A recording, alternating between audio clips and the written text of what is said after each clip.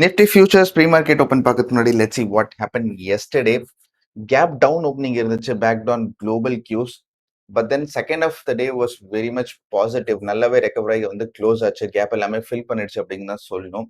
நம்மளோட overall levels ஏற்கனவே நம்ம மார்க் பண்ணி வச்சிருக்கோம். அதுக்கு நடுவுக்கு தான் நிஃப்டி டிராவல் ஆயிட்டு இருக்குது. It's a broader range. அதுக்குள்ளார நிஃப்டி டிராவல் ஆயிட்டு இருக்குது continuously for almost 1 week now.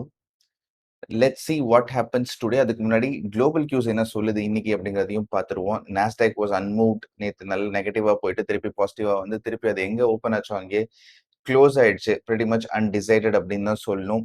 European markets are also sideways. Asian markets நிறைய கிரீன் காமிக்குது, பட் எதுவுமே ரொம்ப பாசிட்டிவாலாம் இல்லை.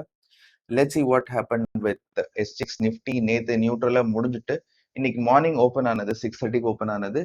It's kind of positive trend it is showing. So we are expecting the same in Nifty also. Sideways to positive opening இருக்கும் and அதுக்கப்புறம் பாசிட்டிவா தான் move ஆகக்கூடும், mainly because of LIC IPO. May 4th or even May 9th வரையும் நீங்க பாத்தீங்கன்னா சென்டிமெண்ட்டை பாசிட்டிவா தான் வச்சிருப்பாங்க.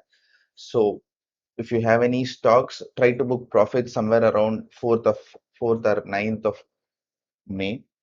அதுக்கப்புறம் மார்க்கெட் எப்படி போகுது, எல்ஐசி ஐபிஓக்கு அப்புறம் எப்படி சஸ்டெயின் பண்றாங்க, டிஐஎஸ் வாங்கிட்டே இருக்காங்களா இல்லையா அப்படிங்கிறத பேஸ் பண்ணிட்டு we can take a call. இன்னைக்கு let the market open and decide the course. எந்த டைரக்ஷன்ல போகுதுன்னு பார்த்துட்டு we'll take some intraday calls, either options or futures calls எடுப்போம். if at all there is anything. வேற ஏதாவது ஸ்டாக்ஸ் வந்துச்சுன்னா I'll update in the shorts. Thank you.